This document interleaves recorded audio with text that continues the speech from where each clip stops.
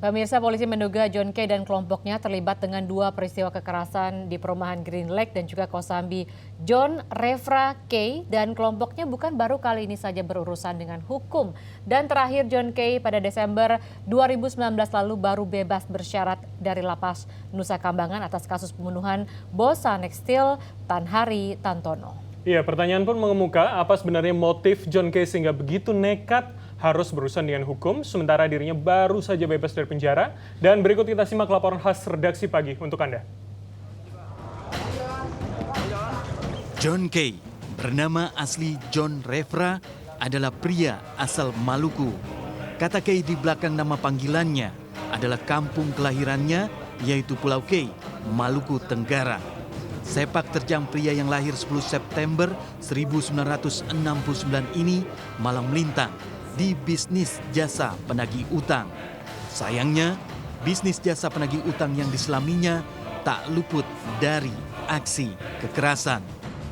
Beberapa kali John Kay dan kelompoknya harus berurusan dengan hukum, mulai dari terkait pembunuhan tokoh Maluku Basri Sangaji pada tahun 2004, kemudian bentrok klub Blowfish, bentrok di Pengadilan Negeri Jakarta Selatan pada tahun 2010, dan terakhir terlibat kasus pembunuhan bos Sanex Steel pada tahun 2012 dan divonis 16 tahun penjara.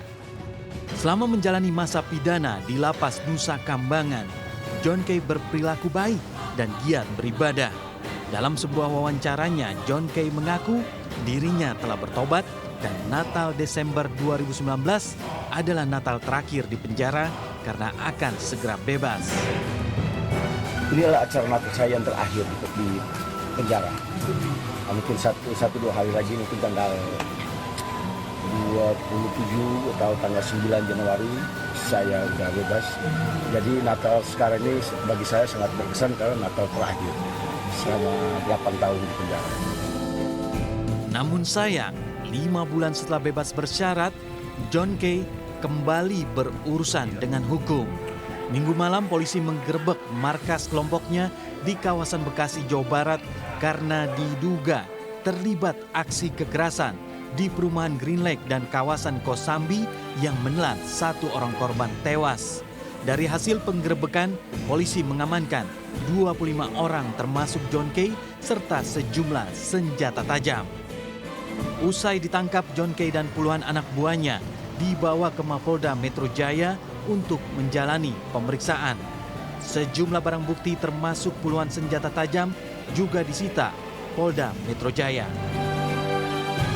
Kita melakukan penangkapan kurang lebih ada 25 orang yang bisa kita amankan, berikut juga dengan barang buktinya. Antara lain itu ada tombak dari besi, terus berbagai macam senjata tajam, ketapel dan lain sebagainya yang kita lakukan penggeledahan di 4 titik. Entah apa yang merasuki John Kay hingga harus kembali berurusan dengan hukum untuk yang kesekian kalinya.